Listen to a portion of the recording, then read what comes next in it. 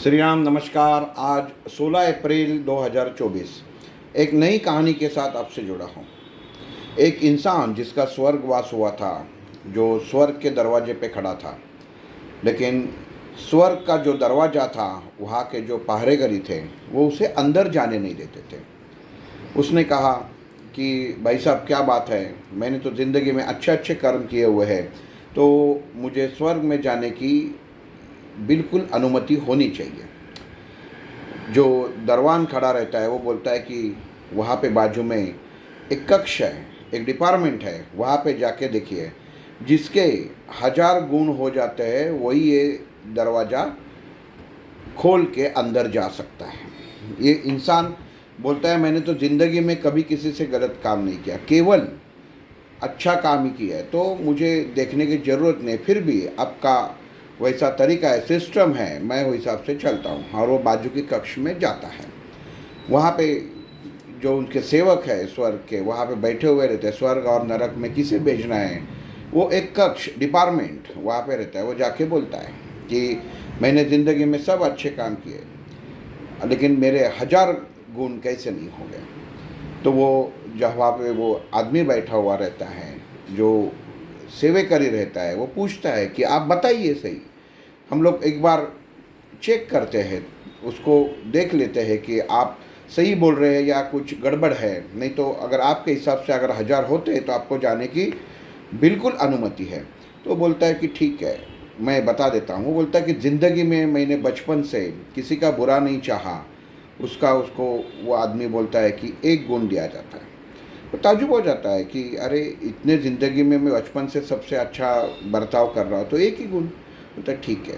बोलता है कि ज़िंदगी में मैंने ईमानदारी से पढ़ाई की, ईमानदारी से नौकरी की, ईमानदारी से बाद में मैंने बिजनेस किया, धंधा किया और किसी को फंसाया नहीं, सब कुछ सही ढंग से, किसी सरकार को फंसाया नहीं, कुछ नहीं किया। वो बोलता है इसके लिए आपको 3 गुण दिए जाते हैं। बोलता है कि ठीक है। आगे बोलता है कि मैंने मेरे बच्चों को कभी डांटा नहीं, उनके ऊपर कभी गुस्सा नहीं किया, मैं खुद पूरा दिन परिश्रम करता था और बच्चों को और अपनी बीवी को खाना खिलाता था, उनके लिए घर बनाया, उनके लिए खेतीबाड़ी बनाई, सब सुख उनके चरणों में डाल के दा दिया। वो बोलता है कि ठीक है, इसके लिए तुमको और 4 गुण हो जाते हैं।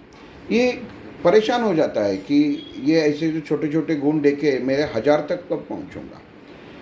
और बताता है कि मैंने लोगों को उनके संकट में मदद किया, मैंने अच्छे अच्छे लोगों को बातें बताई, सब कुछ बताई, ये सब जो है ना वो मैंने किया।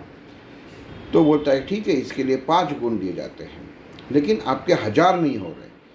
तो वो आदमी बौखला जाता है और बोलता है कि क्या बात क्या है कि मैंने ज़िंदगी में इतने सब कुछ ये किया, ये मैं वो इंसान हूँ जिन्होंने सब कुछ किया है।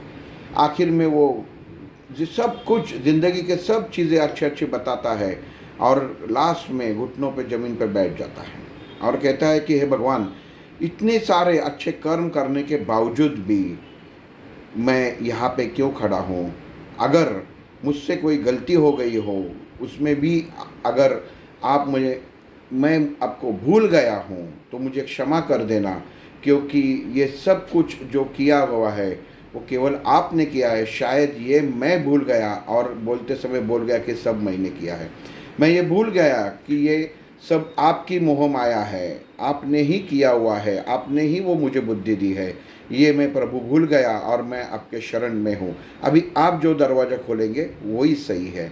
और इसमें वो दरबान बोलता है कि भाई साहब आप उठो, आपके 1000 गुण, 1000 आंकड़े पूरे हो गए और उसको दरवाज़ा स्वर्ग का खोला जाता है। दोस्तों ये कहानी है, कहानी का सारांश ये बताता है कि ज़िंदगी में मैंने किया, मैंने वो किया, मैंने वो किया, मैंने ये किया, मैं करके हर इंसान अहम भाव में डूब जाता है। वास्तव में भगवान का अगर साथ है तभी वो अच्छी चीज़ कर पाता है, और शैतान का साथ है तब भी बुरी चीज़ करता है। तो हमें देखना है कि हमें साथ किसना रखना है, क्योंकि वहाँ पे भी ऊपर भगवान ने 2 दरवाजे रखे हैं, एक नरक का और एक स्वर्ग का। आप भगवान के साथ जाना चाहते हैं या शैतान के साथ जाना चाहते हैं, ये आपको तय करना है। आज से अच्छी सोच चालू कीजिए, दूसरों के बारे में अच्छा सोचिए, कभी किसी के बारे में बुरा मत सोचिए। अगर कोई किसी के घर में अच्छा हो जाता है तो हम लोग आनंद व्यक्त करना ज़रूरी है। मैं ये शब्द आपके ज़िंदगी से निकाल दीजिए। जो कुछ करता है वो प्रभु करता है, आप केवल वो प्यादे हो जो भगवान ने यह सृष्टि के ऊपर खुद के हाथ से चलाए हो। बस अपनी बुद्धि का इस्तेमाल करो और अच्छे संस्कारों से जो हम लोग भरे हुए हैं, पूरी अपनी जीवन प्रजा के लिए, लोगों के लिए, अच्छे कर्मों के लिए भगवान के चरण में सुपुर्द करो। जो निर्णय बाद में आपके मौत के बाद लेगा वो भगवान ही लेगा, और ऐसा लेगा कि आपको वापस मैं ये दरवाजे पे क्यों खड़ा हूँ इसकी शिकायत करनी नहीं पड़ेगी। बस यही थी आज की कहानी। सबका दिन शुभ हो। कल एक नई कहानी के साथ मिलेंगे। जय श्री राम।